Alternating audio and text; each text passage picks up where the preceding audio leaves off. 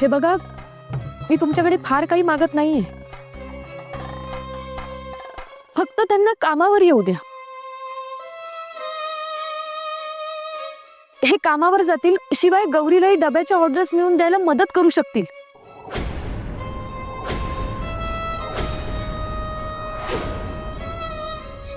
यामध्ये सगळ्यांनाच मदत होणार असेल तर त्यात गैर काय आहे? आणि आता आमचाही संसार आहे नंदाई. कदाचित पुढे जाऊन आणखी काही जबाबदाऱ्या येतील. मग काय करायचं? वहिनी, श्वेता म्हणते ते बरोबर आहे.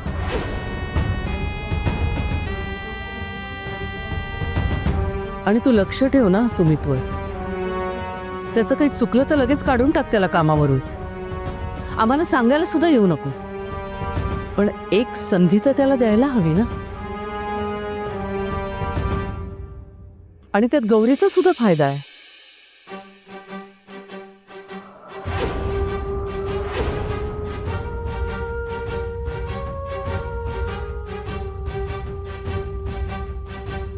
नको काळजी करू श्वेता,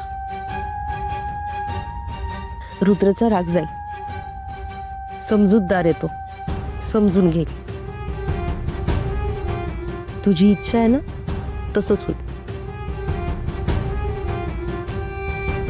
राजन भाऊजी, सुमितला काम मिळायलाच हवं. त्याला काम करू देत.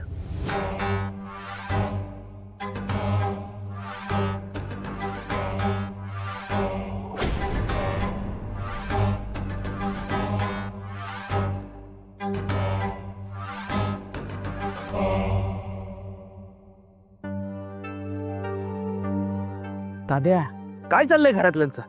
साधं कळत नाही का त्यांना खोटं बोलतोय सुमित म्हणून? अरे नाटकं करतोय सगळी. हे बघ बघ, तू शांत हो. आपण डोसक्यावर बर्फ ठेवायचा. आता मला सांग, तू चिडून काय होणार आहे का? अरे माझी चिडचिड होते कारण तो गौरीजींना इन्व्हॉल्व करतोय या सगळ्यात. अरे दादा, कळतंय मला, पण त्यानं किती बी काय बी केलं ना, तर आपण वहिनीला यात पडूच नाही द्यायचं. त्याला काय वहिनीचे डबे बिबे नाही मिळणार, तू नको काळजी करू. म्हणजे आपण वहिनीला ही ऑर्डर मिळूच नाही द्यायची, तू नको काळजी करू. कसं काय? अरे ऑर्डर तवा मिळत असती जेव्हा टेस्टिंगसाठी डबे जाते. मला सांग, टेस्टिंगचे डबे गेलेच नाहीत तर